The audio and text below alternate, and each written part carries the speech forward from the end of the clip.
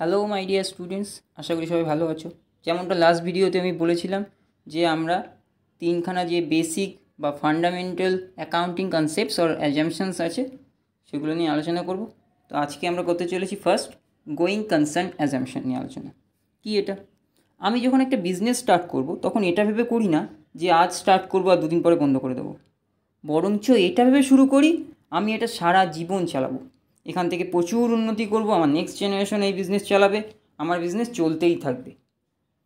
আবার ব্যাংক থেকে যখন লোন নিতে যাই তখন বিজনেসের জন্য তারা কি করে, আমাকে ব্যাংক আমার স্টেটমেন্টস চেক করে করে আমাকে 10 থেকে 20 বছর বা বহু বছরের জন্য আর কি আমাকে লোনটা দিয়ে দেয় আমার বিজনেস করার জন্য। একইভাবে বিজনেসের জন্য যখন ক্রেডিট ধারে আমরা জিনিসপত্র কিনি তখন ক্রেডিটেরও বাকিতে আমাকে দিয়ে দেয়। কিন্তু এরা কেন দেয়? বিজনেসের কি কোনো গ্যারেন্টি আছে? নাকি কালকে থাকবে কি থাকবে না সেটা কেউ জানে? তাহলে কেন দেয়? আমাদের ফান্ডামেন্টাল অ্যাজাম্পশনস থাকে কি বিজনেস বহুদিন পর্যন্ত চলতেই থাকবে। এটাই হলো গোয়িং কনসার্ন অ্যাজাম্পশন বা কনসেপ্ট।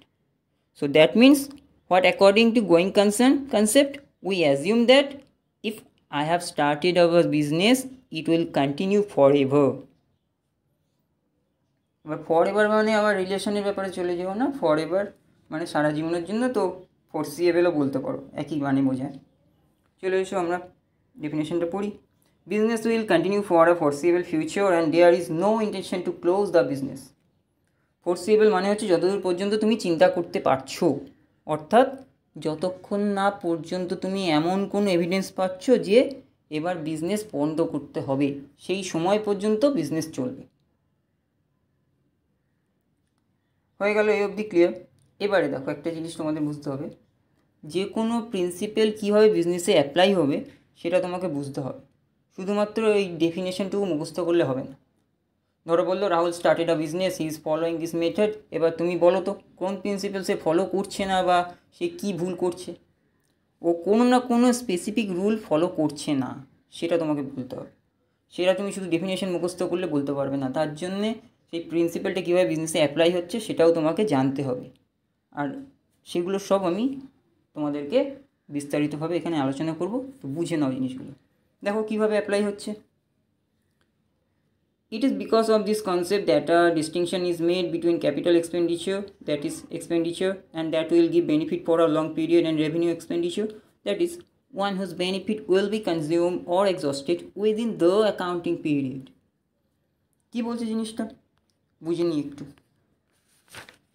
দেখো গোয়িং কনসার্ন হচ্ছে বিজনেস তো চলতেই থাকবে, বিজনেসের লাইফ তো ইনফিনিটিভ বা আনলিমিটেড। তাহলে আমি প্রফিট বা লস সেটা ক্যালকুলেট করব কীভাবে? আমি যদি 3 বছরের জন্য বিজনেস করি তখন কি 3 বছর শেষে আমি ক্যালকুলেট করে দেখে নিলাম কী অবস্থায় রয়েছি আমি। কিন্তু এই ক্ষেত্রে তো আমার বিজনেস চলতেই থাকবে, শেষ নেই কোনো। তাহলে করব কবে? আমি বুড়ো হয়ে যাব তখনও শেষ হবে না, চলতে থাকবে আনলিমিটেড লাইফ। কোন দিন করবো কোনো ঠিক নেই। তো গোয়িং কনসার্নের কারণে আমার কাছে কি আসে? দুখানা জিনিস আসে। একটা রিসিপ্ট, যে অর্থটা তোমার কাছে আসছে। আরেকটা হচ্ছে এক্সপেন্ডিচার, ব্যয়, তোমার কাছ থেকে যেটা চলে যাচ্ছে টাকা। এবার এই রিসিপ্ট বা প্রাপ্তি এটাকে আমরা প্রধানত ক্লাসিফাই ভাগ করি দুখানা শ্রেণীতে। একটা হচ্ছে রেভিনিউ রিসিপ্ট আর একটা হচ্ছে ক্যাপিটাল রিসিপ্ট। একইভাবে এক্সপেন্ডিচারকেও আমরা ক্লাসিফাই করলে পাবো revenue expenditure and capital expenditure. যদি আরেকখানা ভাগ হয় ডেফার্ড রেভিনিউ এক্সপেন্ডিচার, যেখানে যেটা দরকার নেই এখানে, ঠিক আছে?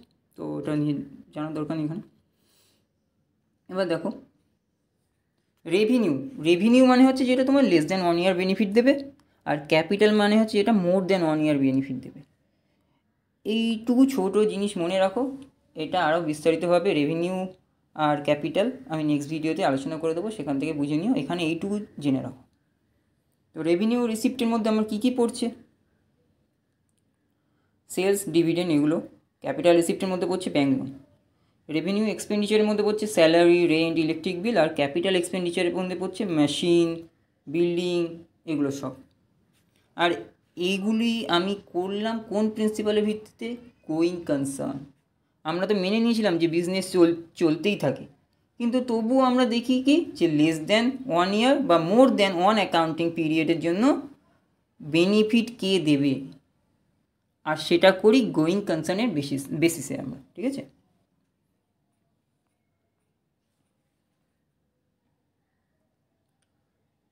এবারে দেখো ওই জিনিসটা এখানে বলা আছে, পড়ে নিও তোমরা। ঠিক আছে,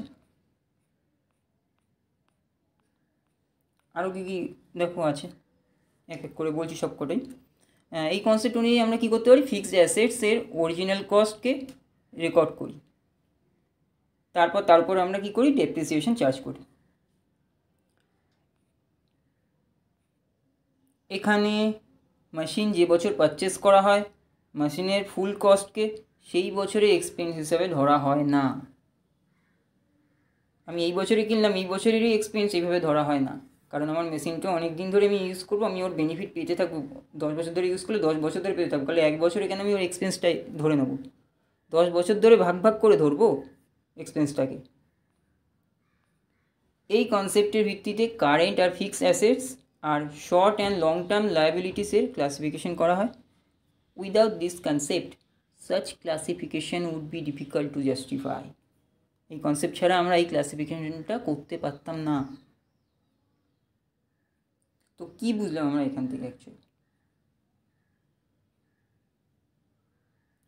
কি বুঝলাম, আমরা অ্যাসেট আলাদাভাবে মেনটেন করি, অ্যাসেটে আলাদাভাবে ডেপ্রিসিয়েশনও লাগাই, কিন্তু যদি কোনো খরচা করি তাহলে কি করি, ক্যাপিটাল থেকে সেটা মাইনাস করে দিই। তার কারণ আমরা গোয়িং কনসার্ন অ্যাজাম্পশন ফলো করি। আমরা জানি যে অ্যাসেট আমরা কিনেছি সেটা ব্যবহার করার জন্যই কিনেছি, সেটা পরবর্তীকালে কন্টিনিউ হতেই থাকবে, বিজনেস চলতেই থাকবে, আর অ্যাসেটও তার সাথে সাথে চলতেই থাকবে। অ্যাসেটের একটা লং লাইফ আছে, তাই তার টাইম টু টাইম ডেপ্রিসিয়েট করা হয়। যদি আমি এটা ভাবতাম যে আমার বিজনেস তো খুব তাড়াতাড়ি বন্ধ হয়ে যাবে, তাহলে আমি অ্যাসেট কিনলে ক্যাপিটাল থেকে সঙ্গে সঙ্গে মাইনাস করে দিতাম, কিন্তু সেটা তো ভাবি না, আমি জানি আমার বিজনেস চলতেই থাকবে, তাই জন্য এটা করি না। মেশিনারি কিনলে সেটাও ক্যাপিটাল থেকে আমি সঙ্গে সঙ্গে মাইনাস করে দিই না।